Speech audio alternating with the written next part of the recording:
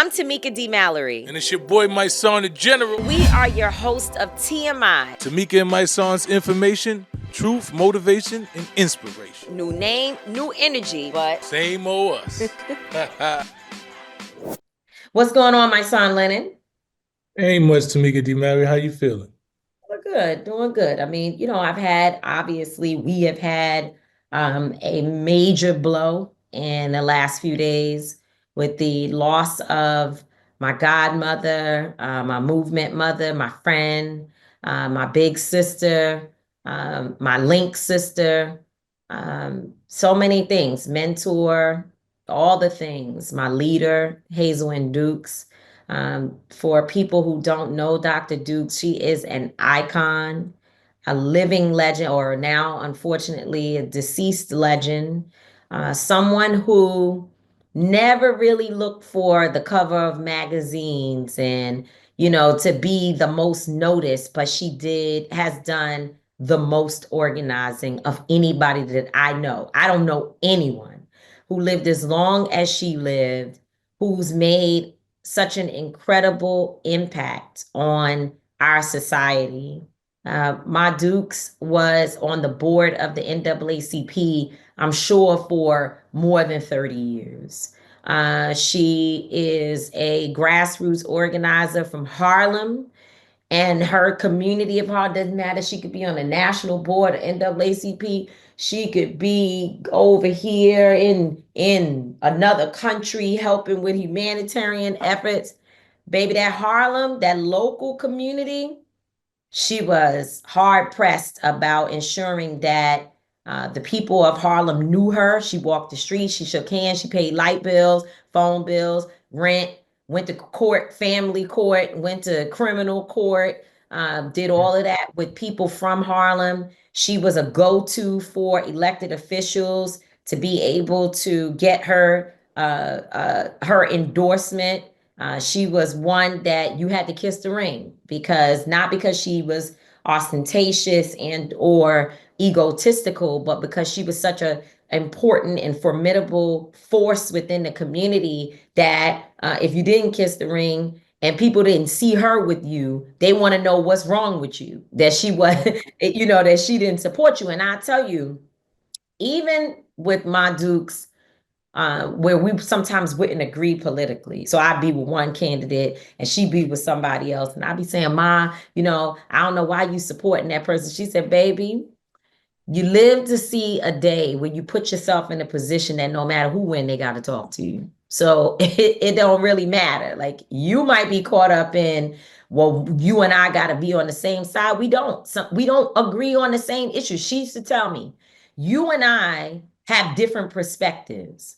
I come from a perspective where, yes, I care about my youth. I want to see programming for the youth. I want to see violence decrease. I want to see all that. But I'm also an elder. So senior care is important to me, and workers, civil servants, those types of things. Mm-hmm. Your interest might be focused on police accountability, which she cared about, but that might not be one on the list. That might be three. And one for her is making sure elderly people didn't get evicted from their homes, and then making sure that people got their medication and that the hospitals was good. It just depended on who was running and what the issues were. And sometimes I would be like, well, Ma, but what about my candidate? She say, send me the link, baby. I'm gonna send them some money. So she would donate even to my person who she may not have been supporting, because she was that strategic that she knew how to deal with the entire board, not just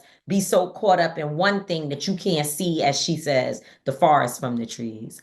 And so I learned a lot of my organizing from her. And another thing she used to tell me was, don't do everything I do. Do your own thing. That's Listen to me, wisdom, but don't do everything I do. You do your thing your way. And she was very supportive of us. She's been by our side. She's been with me in every foxhole I ever got into. If I was in trouble, she got in trouble with me. She would never just let me be out there by myself. And so Ma's passing, we all call her Ma Dukes. For me, and I've been getting a lot of text messages from people saying, like, she really, really loved you. And I think she loved all of us. She had many children. She loved every single one of us, and she loved us hard. But I think with me, she saw a little organizer, like a little rabble rouser. And so she knew I needed a lot of protection. I And think I also think she's seen a bit of herself in you. You know, when I listen to you and I'm listening to her, there's this spice and there's this vigor that y'all both have, and I think she's like a little bit of her in you, so she yeah, I took think favor so, to you. but I think she could find a little bit of her in all her children. Everybody, yeah. All her children, a little bit, a little bougie, a little, organizer from like an organizational perspective, because we're kind of like decentralized, we believe in having organization and things happening all over. And that's something that she knows how to do because she worked within an organization that has, units everywhere, chapters moving or whatever. But some of her children are all about structure and organization, and that's what they into. And she into that too. So she can see, look at so and so, every little detail. They, on the little detail. Oh, look at so and so knows how to rally all the elected officials. Oh, look at so and so, good fundraiser. She could see herself in every one of us in different ways.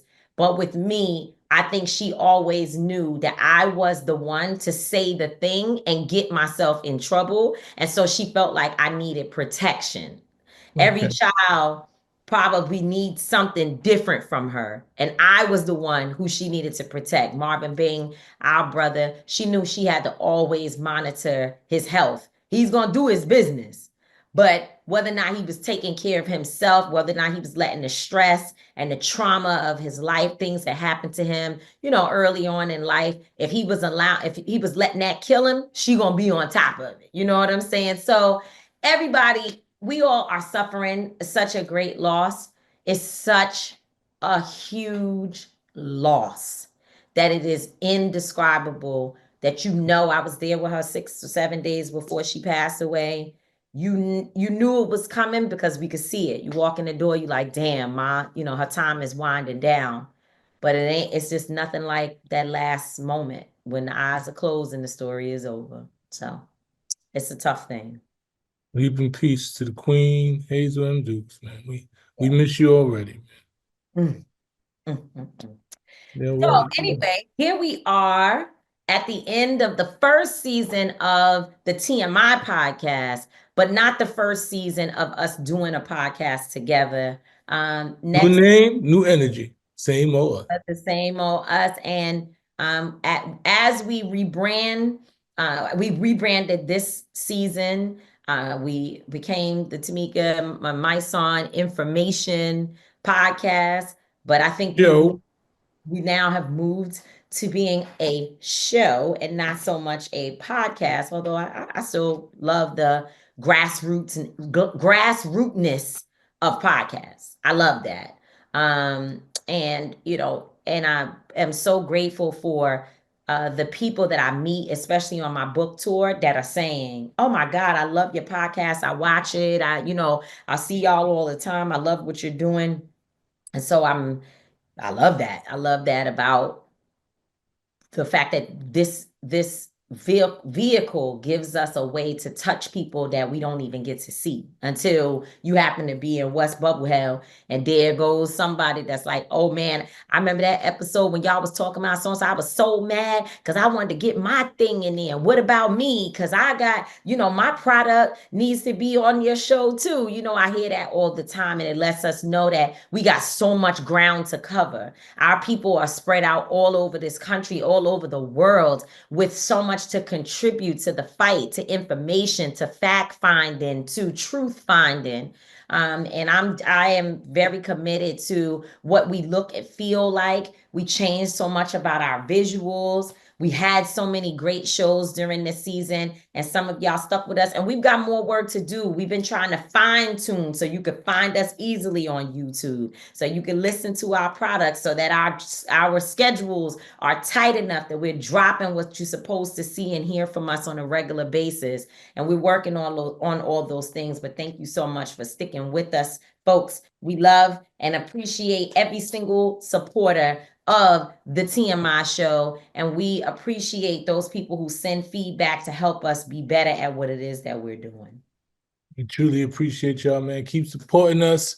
We are going to keep giving y'all all the content and all the best interviews that we can give you. And we're going to try to make sure that everything we give you is factual and that you are definitely in love with this podcast, because we need about 20 more seasons, man. Yeah, absolutely. We're gonna be on TV one day. That's the goal. That's the goal. TV for We're sure. going to have our own channel. So for today, we did not want to do a show with one guest because we couldn't figure out which guest to bring on and what exactly to talk about. So we said, bring them all on. Let's do a panel. Bring them out. Bring them out. Rather than all of the different segments that you're used to hearing, which we're fine tuning those as well. We see what works, what y'all love.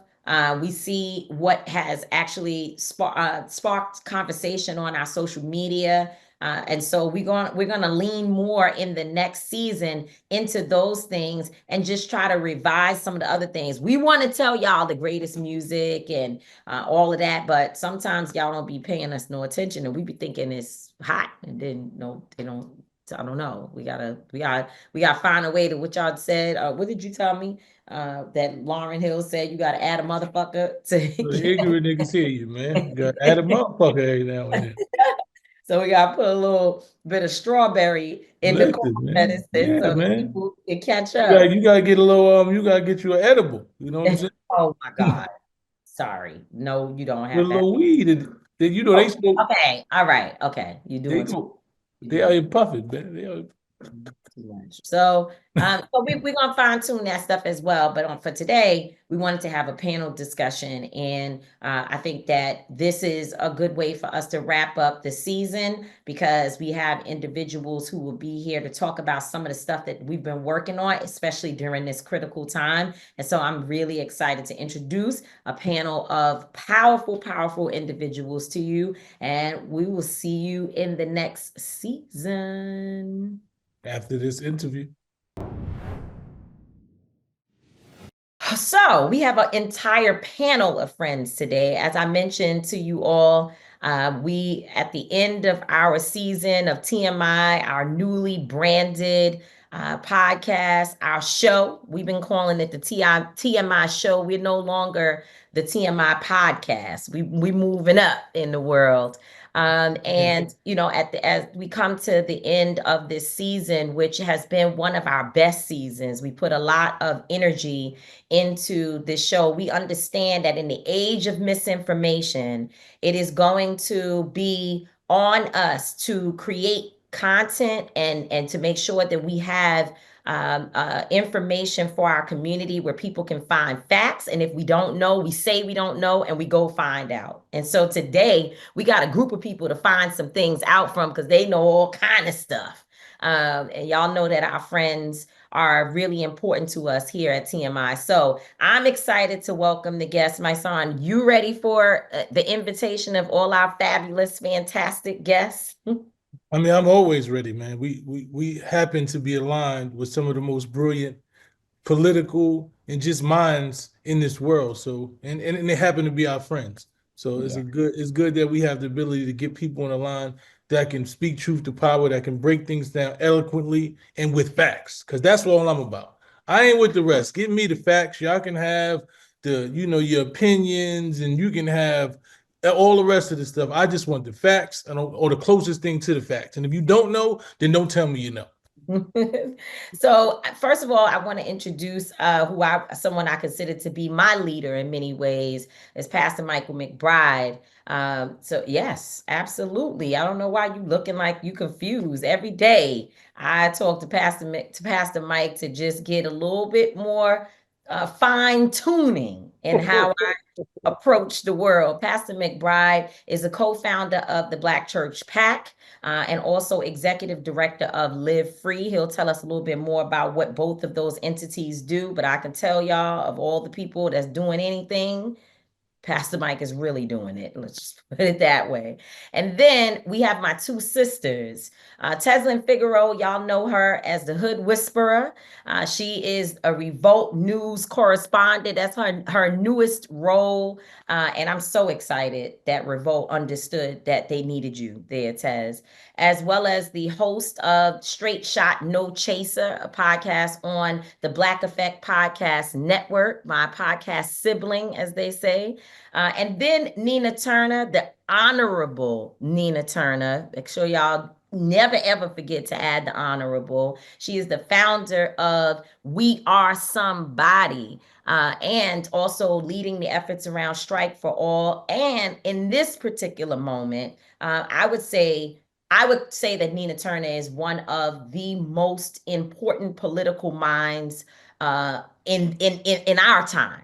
Right? Like there are going to be history books later to talk about how Nina Turner knew to educate us in a way that nobody else knows how to do it. You talk straight, you're courageous, you bold, and Black, you super Black. And we love that. We love that about you. So we've got a great panel today. Let me just start off with you, Tezyln. And let me preface all of this. That, as my son said, everybody's talking. Everybody's talking. One of the problems that I think we have, I wish the internet would just cut off sometimes, because we have so many people who believe that they are an expert. And I do believe to some degree, y'all, that folks, our lived experience does make us an expert at what we experience, what we're going through, what's happening in our local communities and with the people that we talk to. But sometimes the information that we hear is wrapped in stuff that's not factual.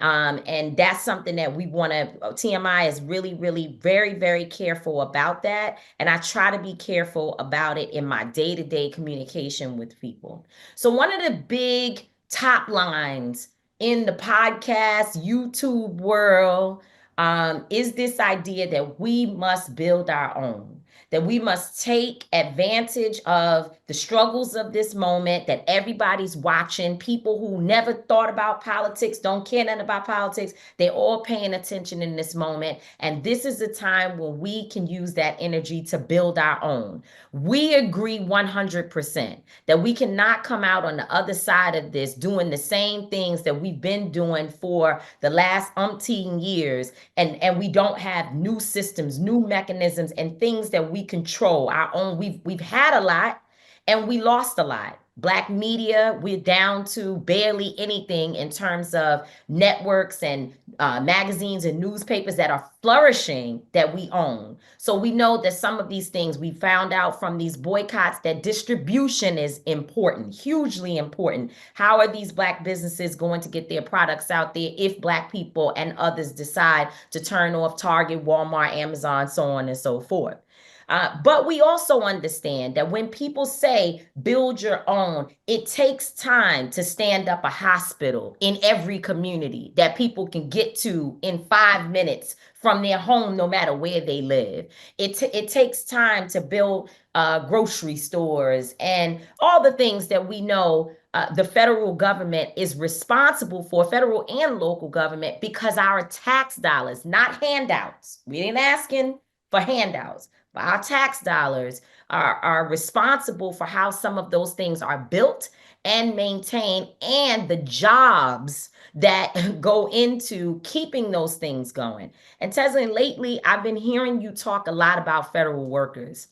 Not only are you talking about it publicly, you've been texting saying, hey, y'all, we on a lot of stuff, but we ain't focused on the federal workers and how this is going to impact our communities. So why don't you talk about that? While we're building our own in that context, what do we do about the workers that are losing their jobs? Thank you, Tamika. There's a lot of things that I've organized for throughout my career, like many of us. But this one particular thing, Tamika, is literally disturbing me so deeply on a personal level. As you mentioned, we are entrepreneurs. You know, we build our own, if you will. I've won several awards for having a business. Minority Entrepreneur of the Year from U.S. Department of Commerce last year. Women Who Mean Business, Orlando, Florida. 40 Under 40, NAACP. I've won awards. I've had 300 employees. I'm saying this because it's important, because as we're having this build own conversation, a lot of people who are talking about build their own, the reality is they've only had 1 or 2 employees, which is the national average for most Black businesses. I've had up to 300 employees signing the front of the check in Orlando, Florida, at the Amway Center. I say that to say I am the biggest proponent of build your own. I also know that it also took government, private partnership, public partnership in order to get access, to those types of contracts. It also took private access to be able to have people hire my folks. And I also know, Tamika, everybody's not an entrepreneur. Everybody doesn't have the patience, if you will, persistence, if you will, to say, I'm going to do without healthcare. See, we got to really start having this conversation. Build your own means I haven't had healthcare insurance for 18 years. Build your own means there has been times 1, 2, 3 years at a time where I haven't made an income. Build your own means, and Sister Nina Turner can testify to this. When I was applying at Kroger to carry bags out while I was building my own, when I was Ubering in 2008 while I was building my own, while I was selling shoes at Dillard's, building my own, while I was selling mobile phones at T-Mobile, building my own. So in this moment, if we're going to educate folks on what it means to build your own, I want you to build your own, but I also want to be truthful about what it takes, the support system you may or may not have, because I didn't have one. Both my parents are in the ground. I believe you really can get it out the muscle. But at the same time, what I'm finding is there's shaming, if you will, of folks who are depending upon their federal jobs. We cannot let it be remiss. I'm all about making sure the business is getting taken care of, making sure the DEI, the contracts, the target, the this, to that. But what is so pressing upon me is the middle class, the center of Black middle class is directly in Maryland. We're not making this up. We're talking about the median income between $80,000 and $100,000 off of those federal jobs. So what I'm seeing in the internet world, folks just talking who I believe are capitalizing on the devastation and the desperation of Black folks, saying, this is a perfect time for you to stop begging for money and you need to build your own. I take personal issue with this, Tamika. My mother was 62 years old. She did, and just bear with me as I just say this, and I'll give the mic back.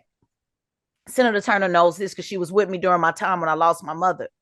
She did everything to build her own. She worked at the television station. She was a cosmetologist, had her own cosmetology business, had her own typing business. She typed up obituaries. She typed up church programs. She also was a notary. She also was a real estate agent. She sold Herbalife. She was never on welfare. She did it all to build your own.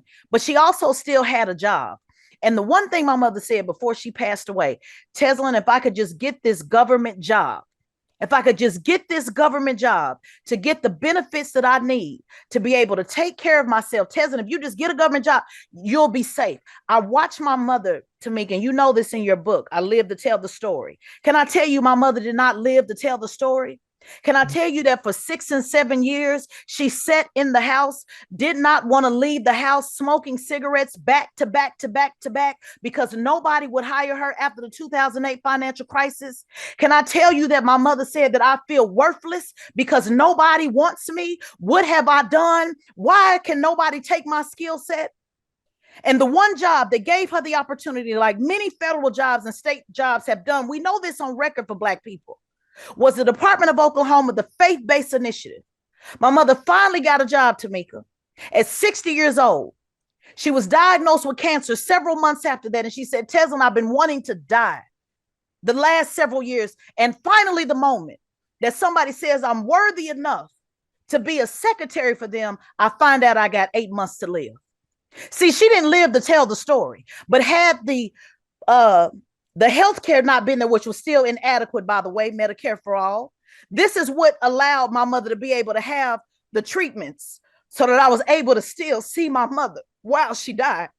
These are the things that people are not understanding, that the federal government was all that was willing to give her an opportunity. So when I hear people say, don't worry about it, that's what they get. They got to come down and do like everybody else. A 62-year-old woman, and articles about it right now in NPR. She was told she had 90 minutes to take her stuff out of her office. I think about my mother, Tamika, what that would have devastated my mother. I think about my grandfather that retired at the post office twice. All he's ever known was being a post office. He's dead and gone. I think about my uncle, who was a waste management, he was a garbage man for the city of Houston, retired twice. When y'all say build their own, what was my grandfather supposed to do? Go start a post office? What was my uncle supposed to do? Go start his own waste management? What was my mother supposed to do for the benefits that she needed as she set up and sped up her getting lung cancer? It is critically important that we have conversations about Black business, but we must talk about what is happening with these workers. Where do they transfer these skills? Where do they go into the private sector? What jobs do they get? Who will hire them? Because everybody can't be a podcaster. Everybody don't want to be in the digital space. So I feel, and I'll shut up now, that there's not enough conversation. Pastor Brian said it on the call the other day. You may have heard him. He said 300,000 Black people will be directly impacted this month alone from these federal jobs. And so I am trying to find ways, Tamika, because I don't have the answers, to micro-organize, to get people in the room. If it's 100 people in the room, I'm doing it at my town hall in Atlanta. 100 people in the room. Hey, who in here know how to sew? Who in here know how to fish? Who in here know how to fix a car? Who in here know? It's that type of micro-organizing that people need right now. Before we get the 46 million on board and build your own and have these conversations, we need 25 people in the room, 30 people in the room that can have a rent party, that can help people have a place to stay. We are in tribe building time like now more than ever before. And this is not a scare tactic. Everybody doesn't have a tribe, Tamika. I don't have my parents. I've lost 25 members of my family. The movement has become my family. So I know everybody doesn't have that. And can we be transparent? Everybody in the movement don't have it. You're right. And all of us don't have. You talked about it in your book. I told you 2-3 weeks ago, I was like, girl, I wanted to come, but I couldn't afford the ticket. I'm trying to buckle down. We got to start having these real conversations on this build your own concept that we're talking about, because it's hard out here and people will need our support. Well, first Sorry, of all, that was long-winded, but no, it was needed. It was all the things that we've been talking about. You know, me and Tez get on the text thread and we be pissed off and we go back and forth and it's real. And I just want to say that I love you. You know what I'm saying? And whatever we got to build, I'm gonna build with you. And you know, I understand. I'm just hear the pain in your voice, but it's real. And when we're having these conversations with individuals and we telling them to build their own from a place of privilege, right? When you speaking from a place of privilege because you're able to build your own, I always give this conversation. It's like telling everybody you can be LeBron James. That's not the fact.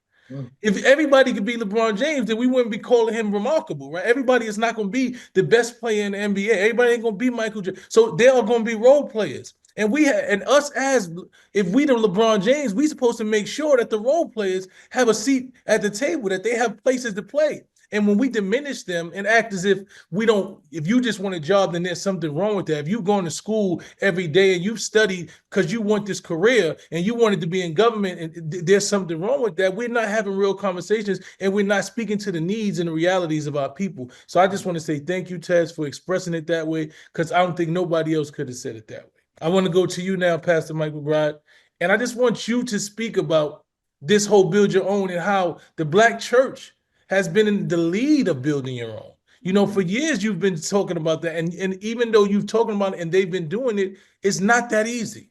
No, it's not that easy. And I think, you know, I also want to just honor your story, Sister Tez. I hadn't heard that story before. And I appreciate you being vulnerable to share that. I pastor a bunch of Black folks who have that story. And I think there's too much cavalier throwing around about what people should do and not enough proximity to the people who are every day trying to just make their ends meet. They don't want to be a billionaire. They want 3 meals to feed their children, a safe neighborhood, and a roof over their head. That's all they want.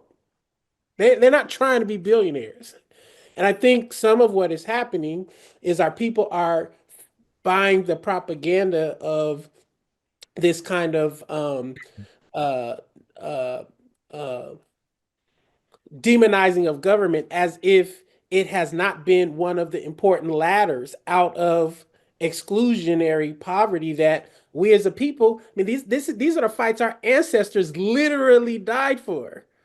To have access to the wealth of this country that are housed largely in the Federal Reserve, the federal budget. Our tax dollars every day, we're paying into these pots of money, and every federal job is paid by our tax dollars. If we pay taxes, why should we not have access to the labor force of our tax base? And then why should we not also have the federal civil rights protection? So when we want to go get capital to start a business, get capital to get a house, get capital to build a church, where they're not redlined or frozen out because racist white folk and others want to use their own biases to further lock us out of capital. It should be the conversation at the end of the day about freedom, the freedom to choose what you want to do with your life and not have yourself locked out. And the Black church, for all of its challenges, has been one of the most important anti-white supremacist fighting organizations since this country started. It was founded because we were locked out of white churches and white spaces, and Black freedom fighters, abolitionists, built institutions to ensure that Black people could have land, could have resources, have schools, have businesses, and informal and formal networks for 200, 300 years to ensure some self-determination. And I do think it's really important for us to not allow the kind of talking points of small government or the demonization of the federal infrastructure and apparatus to become the enemy of that which has literally been our lifelong struggle. Black churches, employ a lot of folks as well. It's really important to say that, not livable wages, but how many Black folks have gone to college because of a Black church scholarship fund? How many Black people are getting paid small dollars to clean, to play music, to do daycares, on and on and on? Self-funded stuff, but it is still not enough access to capital to actually solidify the Black community. The average Black church in this country is less than 75 members. So if you have more than 150 members, you're in the top 10% of Black churches in this country. We look at Jamal Bryant's and Gina Stewart's and TD Jakes and all these folks and think the average Black church is that big and has that much access to capital, resources, and land, and it's just not the case. So you have these small mom and pop institutions that have been an anchor, but it is not enough. And this is why we have to have access to everything. Access to everything. That nothing should be taken off the table in order for us to build and stabilize our communities. And this president, this administration is already signaling, if they have not already done, they have stripped, removed, and taken protections out that our ancestors have fought for 200 years. Of course, I would say the Democratic Party has not been our friend, but I will also say that we must have a both and conversation, because there are things that were won on our blood, sweat, and tears, not the Democratic Party, our blood, sweat, and tears. And at the very least, some of that stuff was protected. Now it's actively being stripped back. We ought to join this fight from every place where we are in this country, but not lose fact that freedom, the freedom to choose, the freedom to have access, that must be our rallying cry and our foundational commitment across the board. Thank you, Captain. I appreciate that. That's true that a lot of Black churches, they hire people, as well as you said, you got the minister of music. That's where they get their extra money for the daycare or for their, family to have a little bit of enjoyment on the weekends. The person who cleans the church, the people who answer the phone on Sundays get a little $50, $75. Like you said, it all makes up a pot that is what people are sustaining themselves on. And I think we need all of those things. Senator Turner, I want you to talk about some of the things that we're doing and some of the, I want to say, solutions, and we'll break down what I mean by that in a moment. But before we get there, in the build your own conversation, what we're now talking about is people who would be at home, right? Because they don't have a job. Their tax dollars at that point, I guess, I don't know. I mean, obviously, you're going to still pay taxes. I don't care if it comes from Medicaid and your check. As a matter of fact, Elon Musk said you can't even have a welfare check what do they call public assistance, because you're a parasite. So I'm not sure, but let's just say a person is working at a job and their taxes they're coming out every month, and then you're still telling them go and build your own. The question I have for you is, can they stop paying their taxes? You're the only one here that was an elected official. Tez, were you ever elected? No. Okay. So you are elected official here. Can you just stop paying your taxes? Because they tell me that in the comment section every day that I need to stop paying taxes. I need to go and be something else. I guess a more or whatever, some other thing, and I can stop paying my taxes. And then, because I'm just trying to understand, if I'm paying my taxes, where am I supposed to get the money from to do the building my own? Do I need to strip at night? Like, I'm serious too. I'm not even joking. So I can build my own. So I just want to know from you, what's the formula here to get into what these people are talking about? Well, it's certainly not paying your taxes. Uncle Sam getting his one way or the other. He will come for you eventually. It might not be overnight, but they will get you. So no, that's not an option. And just to be with this august panel today does my heart so much joy, to be with true freedom fighters.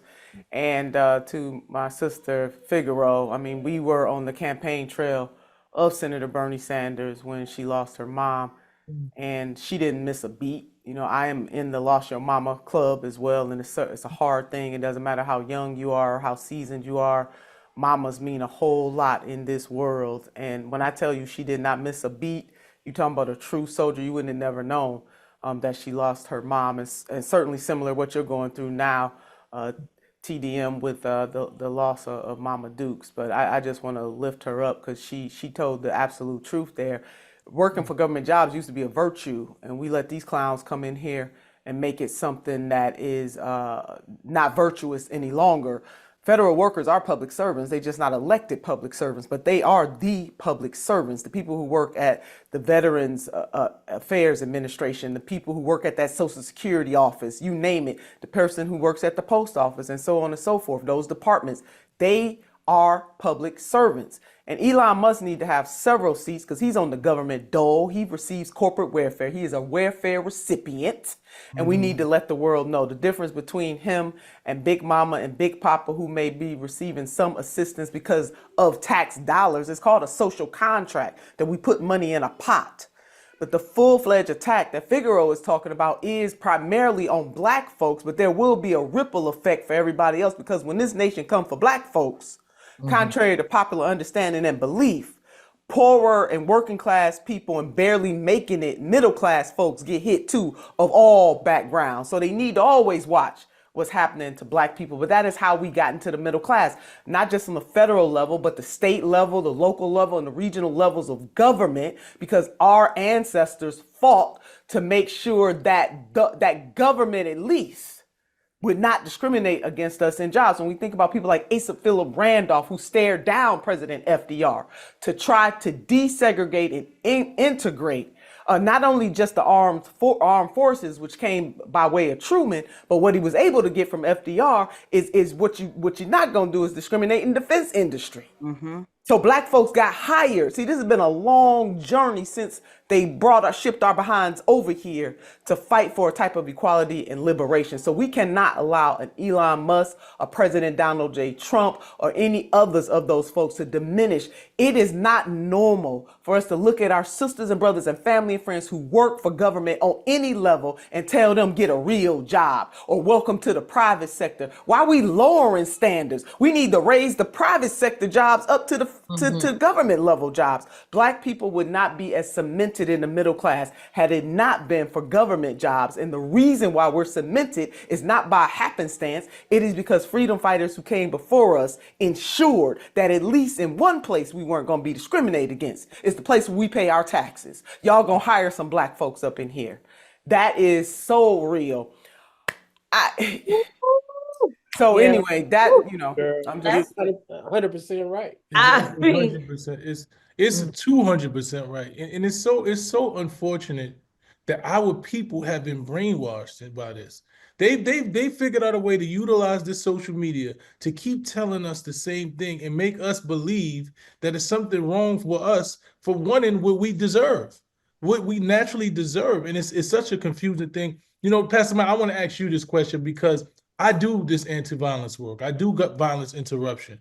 And when we talk about these federal cuts and we talk about all these things that are going to be dismissed, you know, the Safer Communities Act, which had distributed hundreds of millions to anti-violence work in the communities has been cut. Now, how is that going to affect us? I mean, it's brutal. I mean, we should appreciate that all the way back in 2000, man, was Newtown 2012. A number of us led the largest group of Black directly impacted folks to gun violence inside the White House under Obama, was asking for a $6 billion commitment to fund community violence intervention or urban gun violence.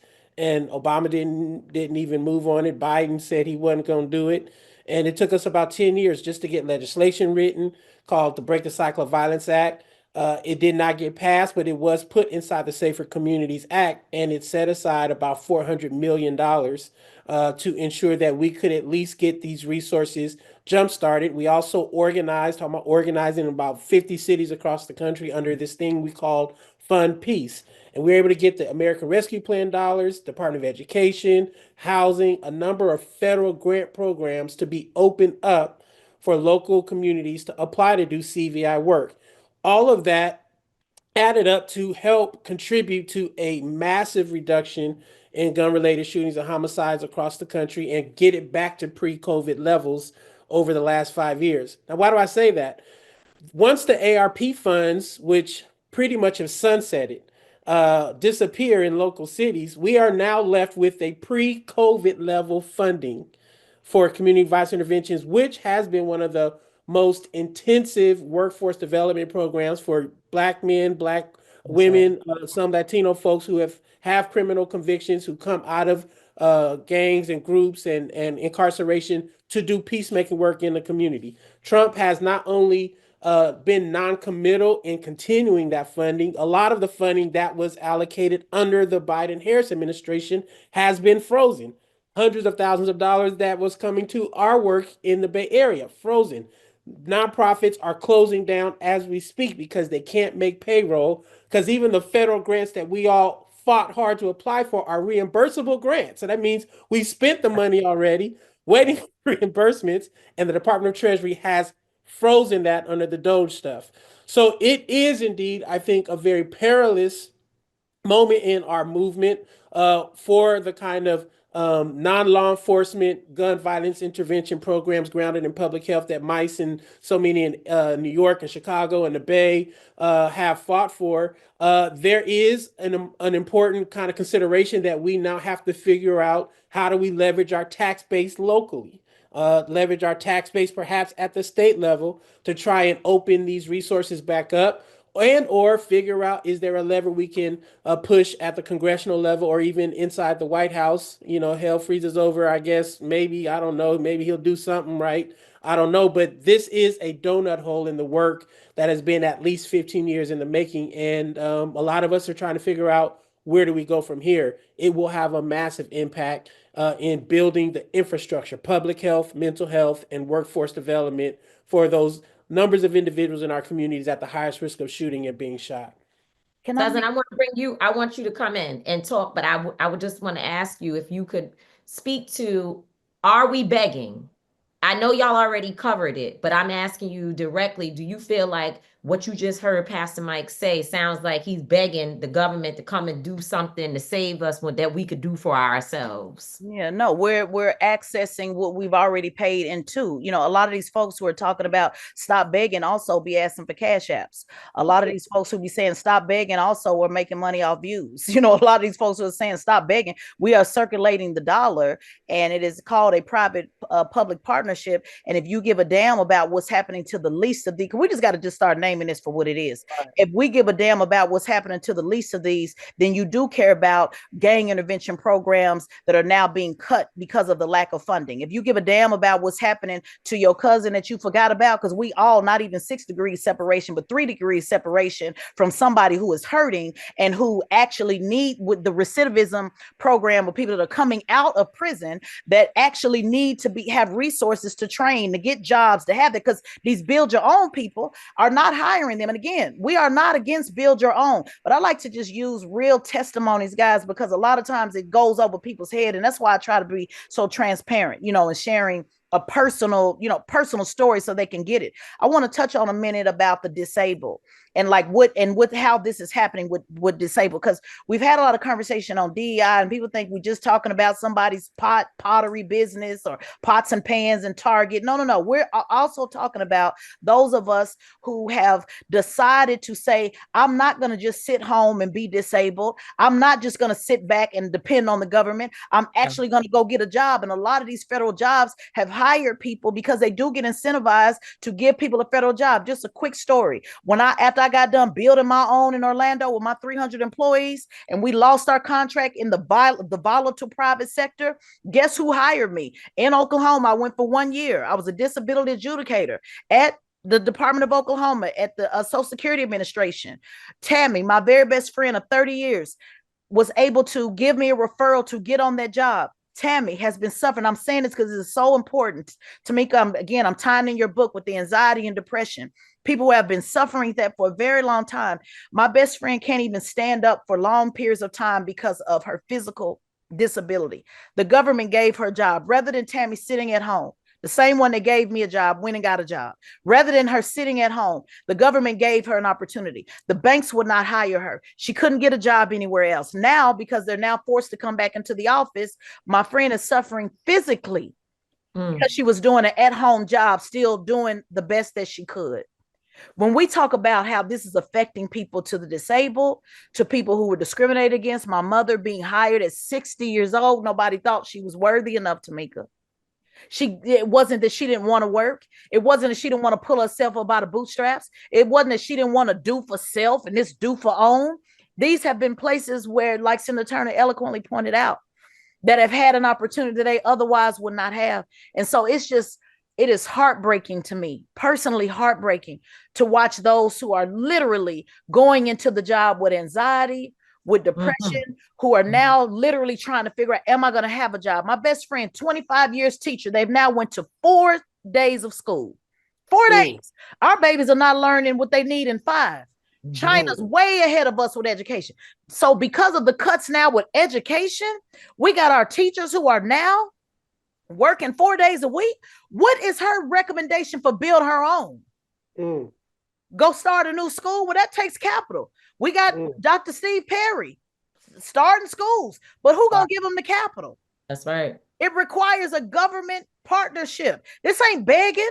This is about the reality of what it takes to start a hospital, to start a school. What everybody else is doing, and we the only person that is deemed begging from us. Everybody, it's like the richest people in this nation are utilizing the government. Like, it's a public good, bro. It's like we asking Black people to do something that no other group of people are being asked to do. It's ridiculous. Right. And people can't say we don't have businesses, because I always say we got to get straight on what we're putting out in the world. On one hand, we telling folks that we don't have businesses, we can't get capital, all of that. And then on the next hand, we say you got to shop at Target because my businesses is there. Either we have the businesses or we don't. It's one thing or the other. But Senator Turner, when we talk about solutions, we know that there's no one hit that can strike all these things down at one time. There are pieces, we've got to build on it.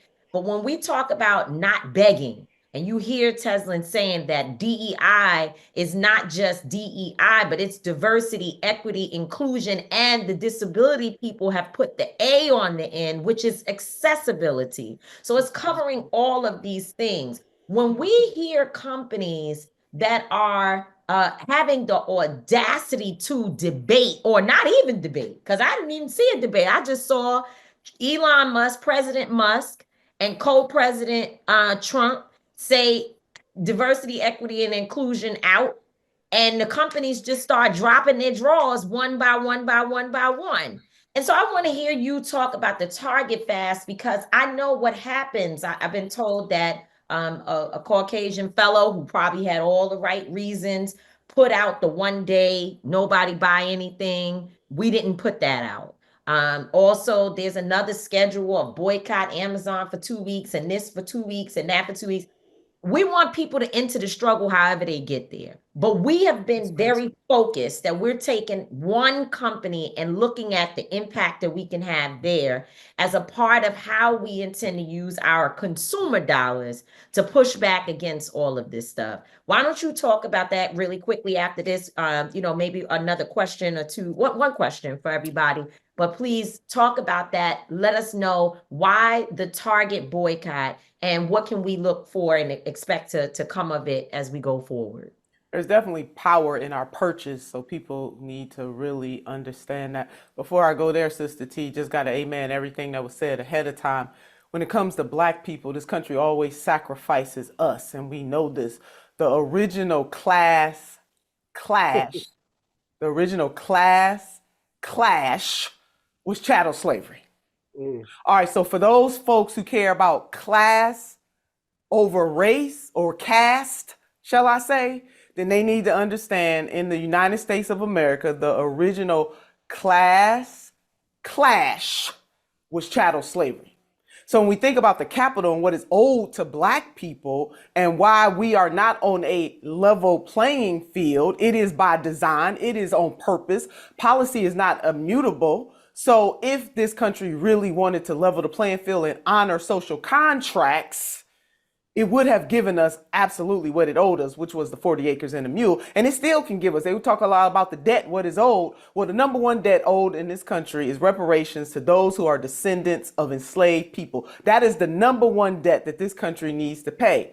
Black people would be better positioned if during the American Revolution, when the colonists were fighting for their freedom, while they were talking about give me liberty or give me death, hello, Patrick Henry, that they had in that moment of their transformation and recognizing that they didn't want to be controlled by the crown anymore, they could have set our ancestors free right then and there. And baby, we wouldn't be having this conversation most likely, but they did not do that. There is a connection to that. That is a connection to redlining, to Jim Crow, to Jane Crow, to the prison industrial complex, to the fact that Black people have the least amount of generational wealth of any other group in the United States of America. And we built this place. So I want to put that right there. For anybody talking about we need to pull ourselves up, hey, we done pulled up the whole joint and still got to beg y'all to do right by us. You know, the great Bayard Rustin once said that this country never has and never will do anything solely for the Negro.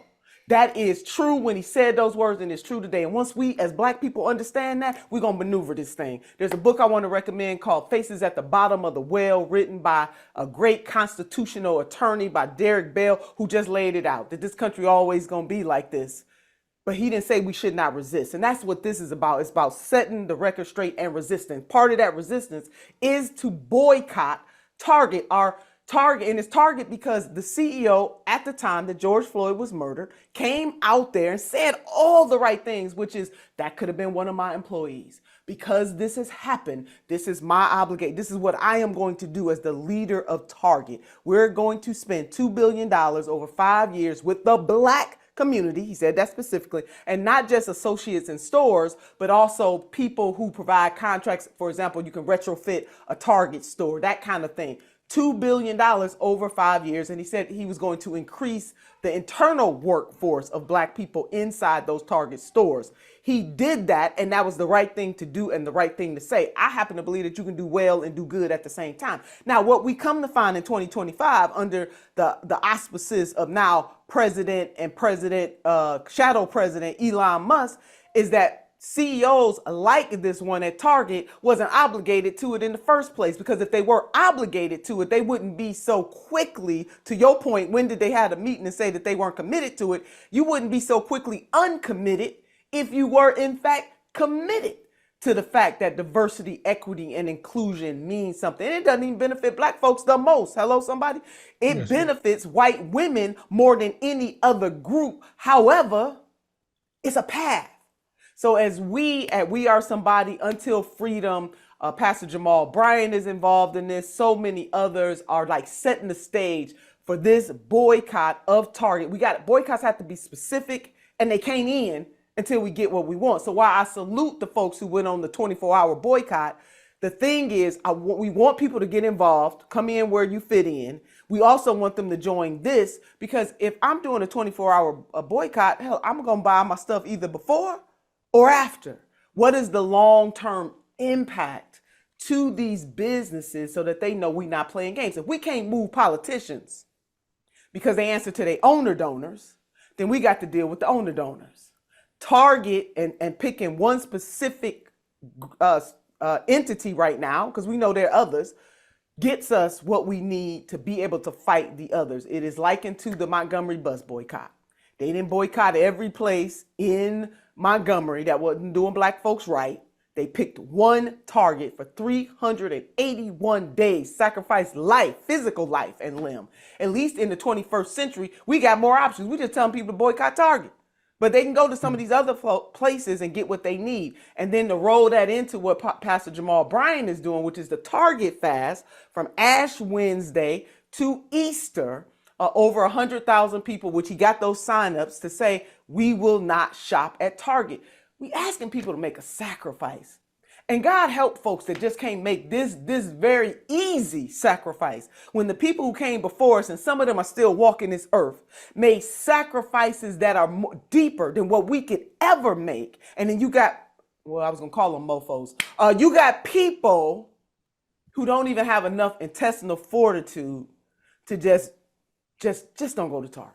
But we pushing nevertheless. Mhm.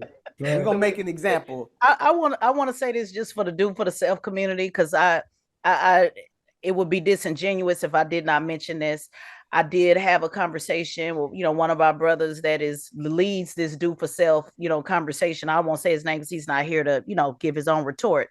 But I will say that we did have a very robust conversation, and I think more conversations like this needs to happen, Tamika, because he did explain to me his position that he was not against the things that we're talking about. And I did think he was, I did, and he told me he's not against understanding that politics and protests are very much a part of it, but he's talking about a long-term vision.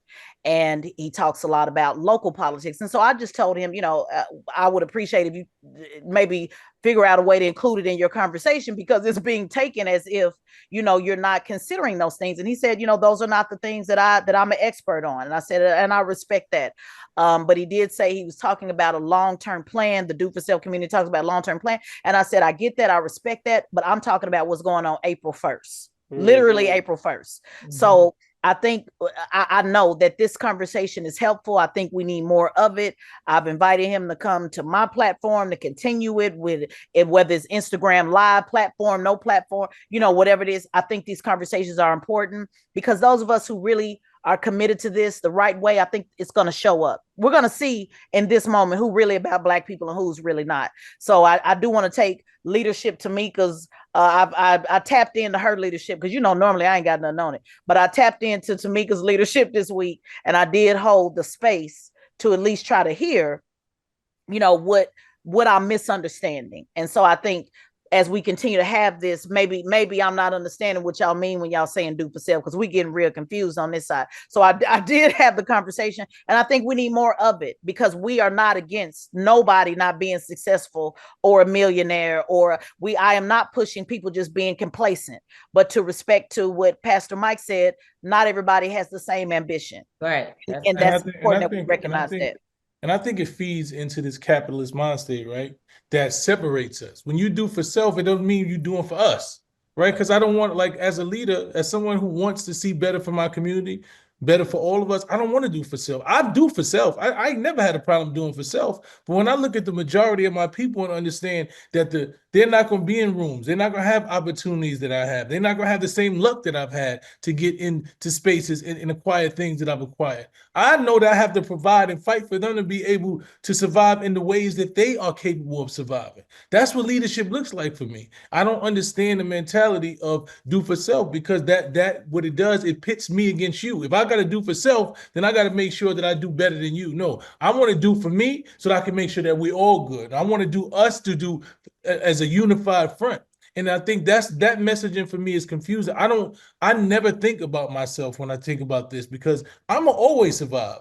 the way I've always survived. I done lost $1 million record deals, came home from jail, figured it out, got it out the mud. I'm gonna get it somewhere. Like my kids is gonna eat. I like nice things. I'm gonna figure out how to get it. But I understand the majority of our people don't have that reality. So when we having those conversations, and if we talking about being leaders and speaking from a position of leaders, then we have to speak to our people on the same level that they are and try to bring them to where we are. Yeah, But and it's You say, my son, when they tell you, well, you just need to tell everybody to just step it up. They should want more. What is your answer My to that? answer to that is that, like I said about everything, everybody is not going to be LeBron James. Everybody ain't gonna be Kobe Bryant, right? And the understanding that we on a team. And if I know that I'm a leader, if I know that the skill set and the reality of my situation is not everybody's, then I have to play a team ball with them. I got to make sure that I provide a shot for the two guard who can create his own shot. The center ain't gonna be able to dribble the ball like me. He can't do all the things. I got to make sure I throw an alley-oop to him. That's what leadership is. That's what teamwork does. Is understanding the deficiencies and the skill set of everybody else and providing opportunities and way for them to be able to score. Can I just quickly say too, the insidious part of this whole conversation about do it for yourself being like injected as a delegitimizing of the effort to save federal jobs, to me, has to be called out as a COINTELPRO tactic. Now, I know that it may not be the intent of some folk, but we who know history have to acknowledge that Black folk have always been attempting to do for ourselves.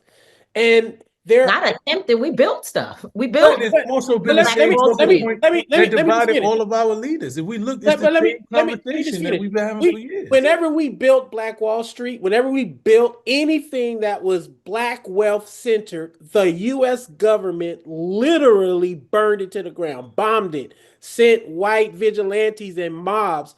So the idea that you can just create something that's just by Black people for Black people, if we don't have federal civil rights protections at work to protect us from the violence of white vigilantes, doing for yourself is not enough without the protection that we all, our ancestors, fought for to make sure that when we do for ourselves, we are not redlined. We are not victims of predatory lending and capital and all these other kind of things. And so the conversation has to be expanded. And I will also say, since it is the case that the largest growth of the middle class, Black middle class, is for federal jobs, should that not be seen as a positive for the do-it-yourself folks?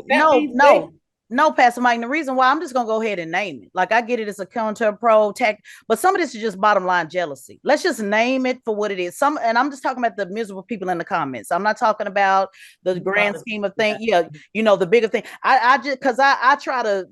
That's why I say I'm the hood was. I try to talk to every lane, and to be honest with you, Pastor Mike, the people in the comments that are saying, "Oh, yep, come back down here with us." Some of the, the boule, they just said all those kind of. Some of these people, again, in the comments, are just simply jealous that cousin went and got a degree, went and got a job, went and made more, was able to leave a level of poverty, never look back. Maybe they didn't give the cousin $200, $500, whatever it is. And some of it's just bottom line jealousy. There are some people that have records that did not expunge the record, figure out another way to change their life around, like my son. So they get mad at my son because he's elevated himself on different levels. Some of this ain't even that complicated. It's no COINTELPRO. This just bottom line. I want to see you do bad because I'm doing bad. And we have to name that very clear, because what I like to remind people is America is a hierarchy, baby.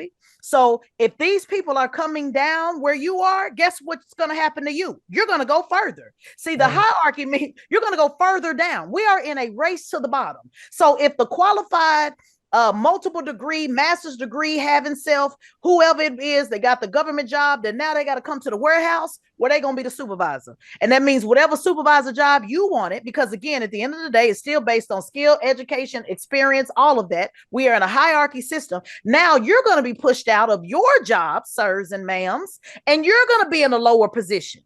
So there is this conversation, Pastor Mike, between the have and the have-nots. The Townsend 10th and this, the boule, that you can look at my comments when I put it and say, oh, that's right. The boule, only people crying about these federal jobs is the boule.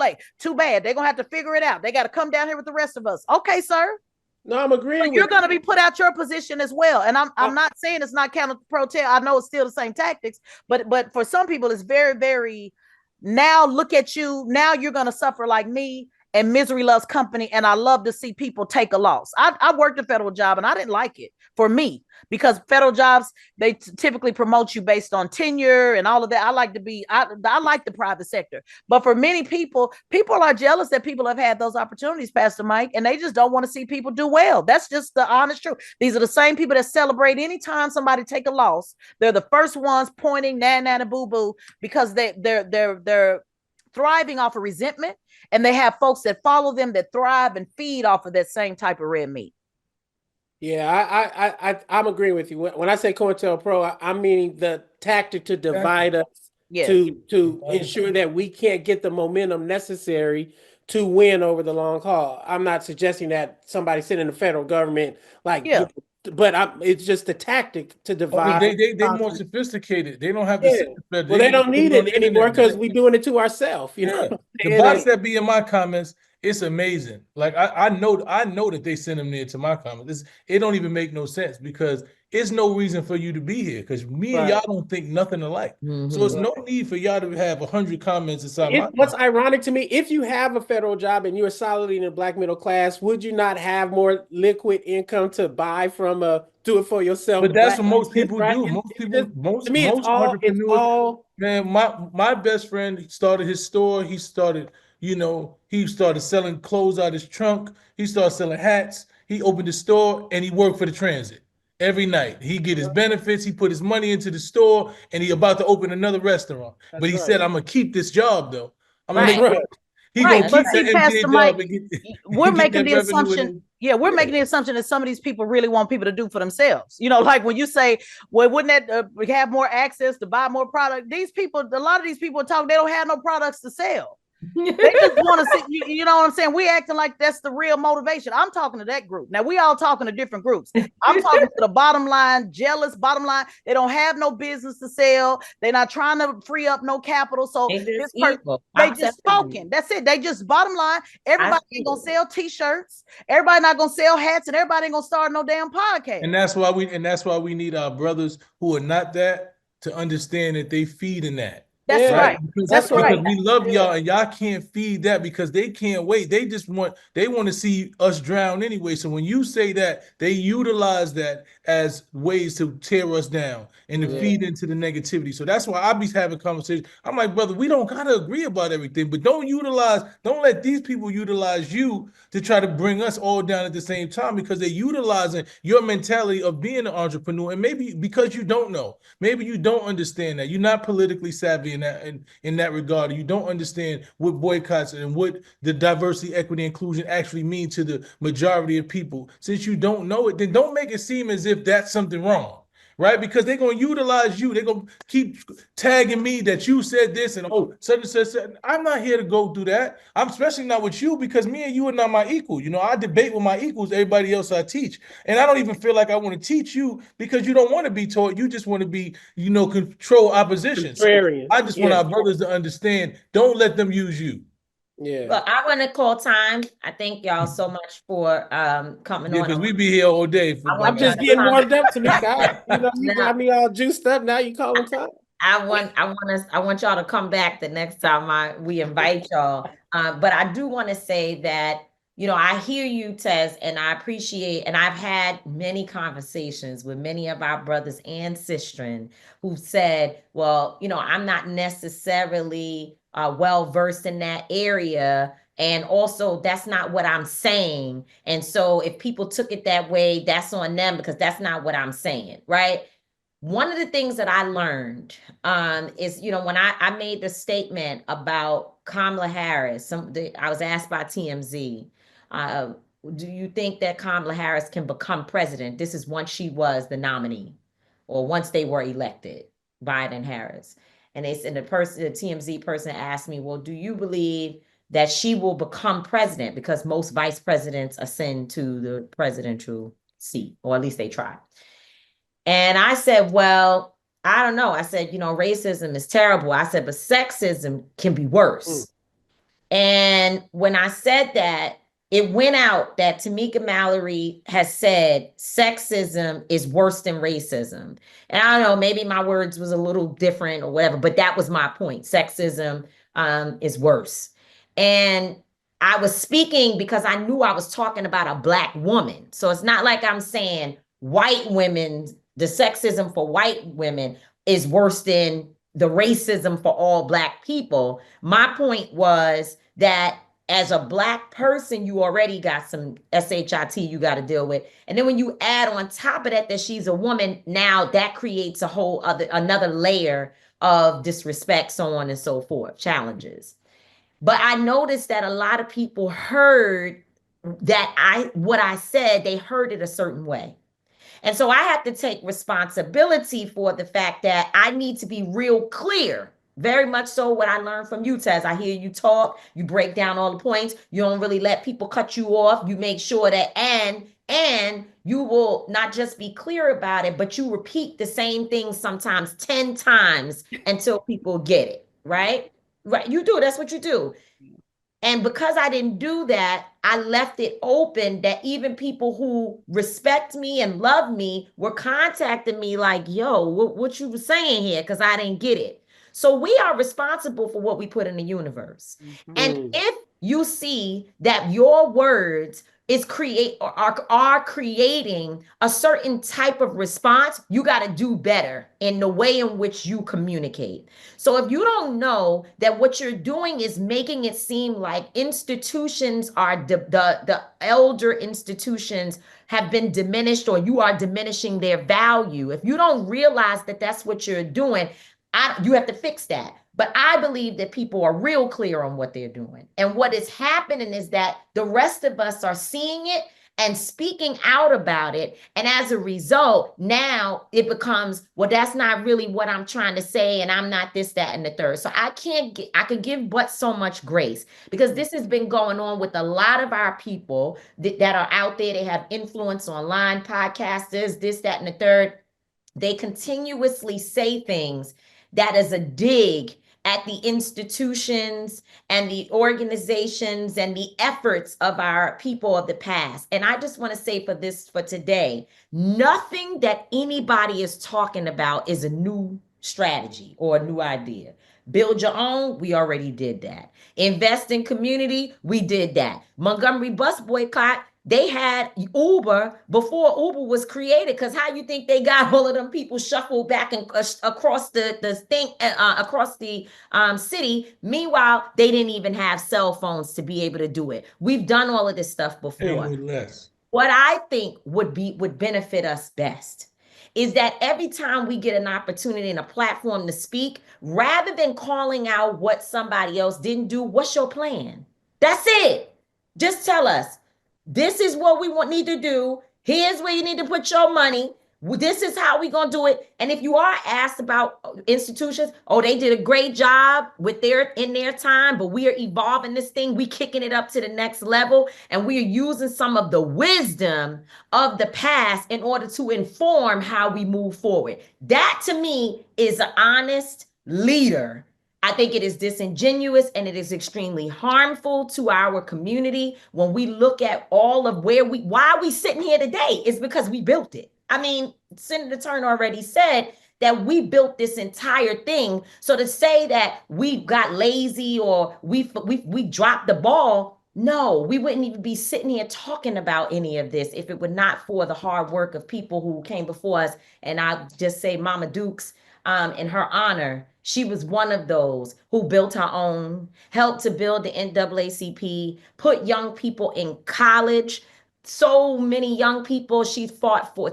She done paid light bills, she done paid college tuition, and she helped to organize some of the most powerful institutions that have done so much to help us in our community. So rest in peace to her. And I ain't never heard Ma ever walk around downing what anyone else has done. She only just took the time to focus on building what she was doing. But we also, Tamika, we got to add an extra slice of an extra challenge up. What's the plan in the next 60 days? Because what I learned when I did my show the other day, and he came in with these big plans. They love talking about what such and such wrote in such and such book, and the great this said that. No. You know, I cut folks off. Tell me what we just do on April 1st. Let's narrow this scope a little bit, because when we ask what's the plan, the answer usually is 20, 30 years. We got to do this. We got to do that. We got to get 46 million on board. Let's challenge it a little bit, and let's talk about what you're going to do in the next 30 days. The next 30 days. I already know. Like you said, nothing's new. We already know. Do this, build our own infrastructure, circulate the dollar. We need to be. No, just tell me, what are we going to do? Because I can tell you what I'm doing March 30th.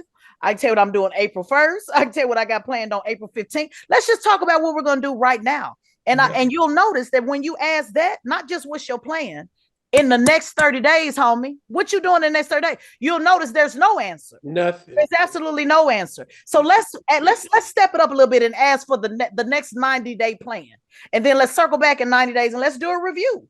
And let's see where everybody stand with it. Exactly. Because this is how we have to start moving forward. We just got to start doing report cards moving forward. Ourselves. and let's put it on the table. I love y'all so much. Thank you. This has been a wealth of knowledge. This episode, being at the end of our season, gets us kicked off for the next season the right way. Because this congratulations on y'all winning y'all dope season too. Congratulations. That's amazing. Congratulations to you guys. Shout out to Black Effect Podcast Network. Right. Charlamagne had the vision to build your own. 5 years in the game. All of us, we started right at the beginning of 2000. I don't mean take over there, but I got to shout out. We got to shout out Charlamagne, who had the idea when they said, "Oh, well, why you partnering with iHeart?" Well, many of those people that said you should just build your own 100%. Guess what? They started networks, and their networks are not standing today. So there has to be something said about partnership, partnering with other entities to get Black voices out. 15, 16 creators that go out every week, 300 episodes strong. I've done for 5 years. I know y'all have just as many as the same, that actually putting this content out, building our own, never stopping our voice. Not one time if somebody told me you can't say this and you can't say that. Nope. We have absolutely been able to be on the largest audio platform in America, and don't nothing get more build your own than that. So shout out to you. Congratulations, guys, for being my podcast siblings on the Black Effect Podcast Network. Love you. Love you, love you, Pastor Mike. Thank you so much. Love you guys. Be safe. Up too. Stay strong.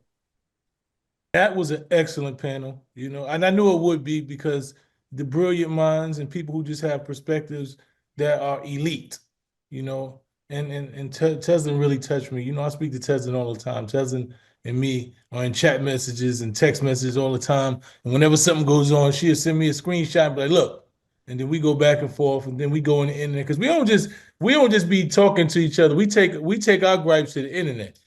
She'll tell me, well, she got a gripe with a situation. She go right on the internet, and then she'll send me something that pissed me off, and the next thing I know, I done posted about it. So, that's my sister right there. So we're just hearing her passion and just understanding the severity of where, this federal situation is, and her speaking that passionately about it. Like, you always hear her speak passion, but I never seen her get teary-eyed, speaking about a situation that was that personal for us. So, I just want to send out love for her for being that transparent and choosing our platform to even have that conversation.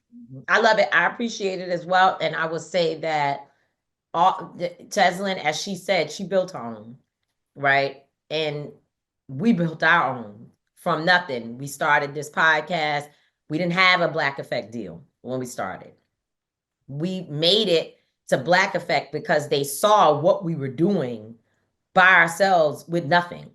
Shout out to Pat Trigg. Had to give her a lot of respect, because she's one that noticed us and, believed in us and gave us the space. But we've been producing our own podcast even before we joined Black Effect, which thank God they came, and bless them, and my Lord, thank you, Jesus. That's right. It was hard to do on our own, and it's still a struggle. It's still a struggle. But also, we have businesses. I haven't worked for, and I never really worked for white folk. I always worked for somebody that built their own law firm. The supermarket was the Latino community, built their own. I haven't worked yet. The supermarket That was the Latinos. They built their own. I worked for Macy's in 1994. That was the last time I had a job that we didn't build our own. Yeah, the law firm that I worked for, Michael Hardy, Sherwin and Hardy, they built their own. Okay. Then I went to NAN, National Action Network, built its own. So I don't know. That's all I know. But my parents, who gave me an opportunity, both of them collected a check from the Civil city. servants. That's right. Civil servants. And they're the ones that put me in a position to be able to build my own. So this all makes perfect sense to me. It does.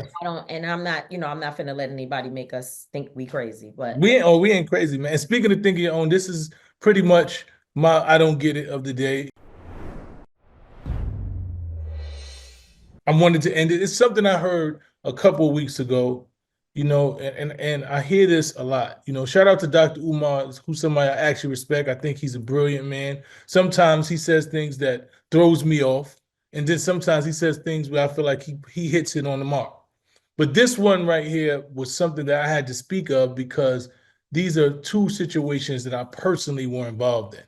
He was talking about gatekeepers. Shout out to my Sarah the kid, who is from the Bronx. And he's a rapper and he has a podcast, and he was talking to Dr. Umar, and Dr. Umar was talking about Black gatekeepers.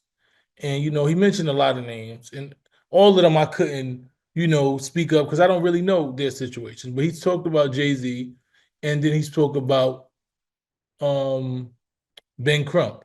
So, yeah, he said that Jay-Z was a gatekeeper based on what happened with Colin Kaepernick. And he said, Jay-Z took a deal with the NFL, and Colin Kaepernick never got his job back. And being on the front line of that situation, being out there in front of the NFL, protesting for Colin Kaepernick, fighting for Colin Kaepernick, and having knowledge of actually went on. Colin Kaepernick had filed a lawsuit against the NFL and then had a settlement with a non-disclosure. Nobody knows what the settlement was. Nobody knows what happened.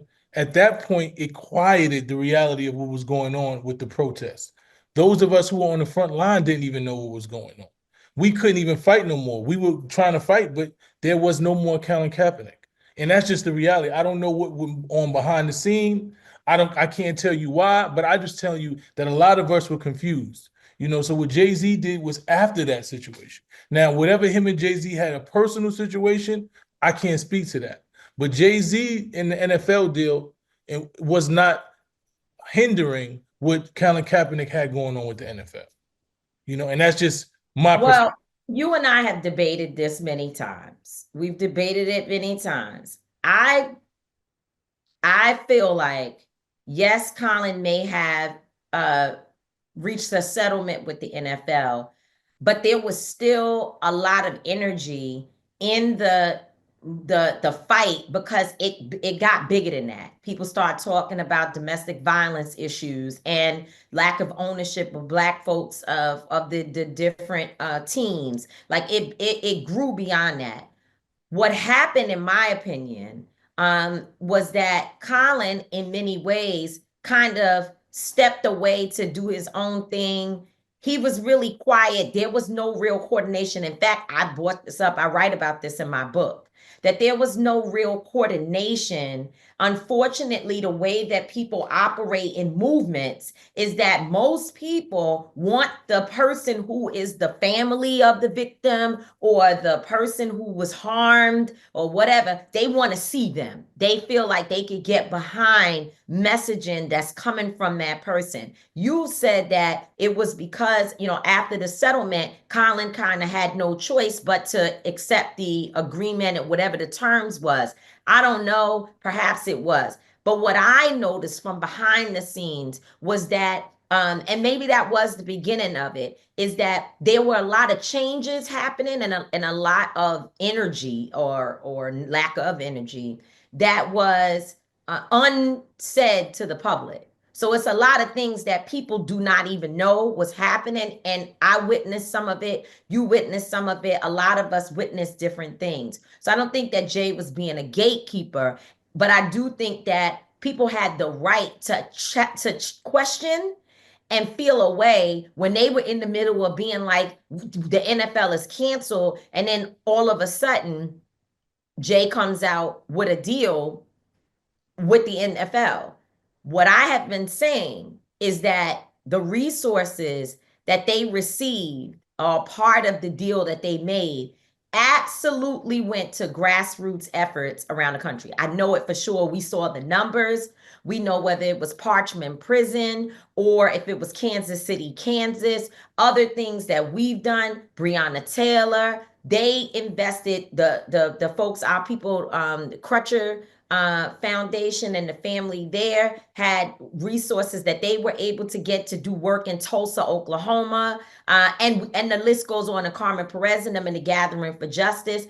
The list goes on and on and on. The ACLU working on some of the cases of people who have been vindicated and freed. They took money from the NFL and applied it and put it towards grassroots groups and other groups that are doing things that we all claim we care about. So I don't know if I would call it gatekeeping, but I know that the way in which everything happened in the beginning, when the outside world is unaware of what's going on, it can definitely seem as though some funny business went down. But so I think for me, I think what I'm saying is this, and I'm not saying it doesn't seem, what I'm saying is, my personal, just based off what I know about the situation, Jay-Z was not involved to silence the voice of Colin Kaepernick. Jay-Z didn't get involved to silence, because that's what gatekeepers no, do. he definitely didn't. Okay, so that's what I'm trying to say. Jay-Z got involved with Colin Kaepernick, and he took a knee with him. He wore his jersey. He said that we don't need to be in NFL. He was there to support Colin Kaepernick. I think that based on what the knowledge that I have, because I was there to support Colin Kaepernick, I boycotted the NFL. I said that I wasn't doing all these things, and I think after whatever the settlement was with Colin Kaepernick, a lot of us were left confused. Now I don't know if that was Jay-Z's situation. Maybe he had a different situation, but I know a lot of us on the front line were frustrated because we didn't know what was going on. All we heard was that there was a settlement, and then whatever direction that Colin decided to go in, it wasn't on the same course that we were moving on, and we were sacrificing. I was literally sacrificing things that I didn't even have to sacrifice. So at that point, when he said that Jay-Z gatekeeped and Colin Kaepernick didn't get his job, I said to myself, if I sue my job, right, and I come with a settlement and a non-disclosure, they're not going to let me work there again. That's just not how this works. That's just not how it works. Well, that's a different, I agree with you about that. But that's my whole situation. I kind of feel like history is going to have to tell this story. I mean, history will have to tell, but I'm telling my story just based off somebody who was out there advocating, who was a staunch advocate for Colin Kaepernick. I was everything Colin Kaepernick, and I seen how it unfolded. And I personally will not allow people to say something that I think is false without me giving my perspective from being in there. I do not believe that Jay-Z gatekept that situation. I think that in the situation when he looked and seen that there was a settlement and people were moving in a different direction and there wasn't no cohesiveness, he figured out, how do I maximize on a situation and be able to benefit Black people the best that I can? And that's just my perspective. And now I'll move on to the next person because I want to get to that. He talked about Ben Crump. Ben Crump is somebody that I know personally who works with these families, who puts so much into it. I've never seen Ben Crump gatekeep anything. I watch Ben Crump sacrifice. He does the best business, or he is a civil lawyer. He does not defense attorney. He's not a prosecutor. He can't prosecute these cases. Only thing he can do is take the cases and make sure these people are paid for them being the civil injustice that they get. That's the only thing he can do. So when he speaks about Ben Crump, I'm saying, how can he gatekeep anything? I've never watched Ben Crump quiet anybody. I've watched Ben Crump go out there and speak for the families and say, this is the worst thing we've ever seen. These people need to be compensated. The person needs to be prosecuted to the fullest extent of the law. So those are two people that he made a statement on that I just wanted to say that I didn't understand it. I didn't get it. And I didn't believe that it was warranted that he made those statements about those two individuals. Okay. I mean, I don't, you know how I feel about Ben, so I don't know. I would love to hear more about what he thinks Ben has done to be a gatekeeper. I mean, Ben's politics is not always the same as Dr. Umar's, right? So they do operate in two different worlds. But from what I have always seen of Ben, he he always empowers the local community to do whatever they got to do. That he's definitely not going to sit here and say, go burn the town down. But he's not stopping people from passing local legislation, demanding whatever. In fact, I have literally witnessed the White House or somebody in the federal government or in Congress calling him like, Ben, like, you killing us. Why are you out here suing us for the farmers? Like, you supposed to be our guy. We invited you to the picnic and now you suing us for the Black farmers. Or you're suing the federal government for many different reasons. Ben and attorney Sue Ann Robinson are suing the federal government right now for Shanquella Robinson because they won't extradite the person who we believe is responsible for Shanquella's death to Mexico, and they also haven't brought any charges on their own. So, I mean, I would just like to hear more about it. Not that I will ever agree, but I want to be able to speak intelligently in terms of my response to it. So I would love to hear what he has to say about why he thinks that Ben specifically is a gatekeeper. I think it's just a narrative, right? Just like it's a narrative that Ben loses cases all the time, right? Like, and that's just so crazy because he's not the prosecutor, he's not the defense attorney. So when they say he loses cases, and then if you actually look at his documentary and see the amount of cases he's won, I don't really know too many cases that he's actually lost, that he's litigated. It's not too many of them. So these are narratives that are out there because you stand by Black people, because when a situation happens, right, you're the most prominent face and the most dominant voice, because they know when they see you, they need to be scared. And most people who have those situations, who have civil cases, are going to call Ben Crump because they know that he's going to make sure that the publicity gets there, that people paying attention to it, and he's going to get what it is that you deserve. So I think because it's like anything else, when we have conversations, these narratives get pushed about an individual because they have a certain level of visibility and fame, and I think it's unwarranted for Ben because he's one of the most genuine, honest brothers that I know. Like, and if you don't know those individuals, then you don't know. I think I would be remiss if I didn't speak on behalf of individuals that I know and I work with all the time, and I know situations. So I just wanted to speak to that because I really just didn't get it. Okay. Okay. So with that said, we are at the end of another episode and the end of another season of the TMI podcast. We appreciate y'all for supporting us and making us the #1 podcast in the world. We're just going to get better and better and better. Thank you to all of the guests who were on this season. We had an amazing season. Shout out to Podcast Central, Armando, for supporting us. Shout out to our fans. We love you. We're going to see you next season. We're going to be bigger and better, and make sure that you understand that we do have power and we do love you. And I'm not going to always be right. Tamika D is not going to always be wrong, but we will both always be authentic. Salute. Peace.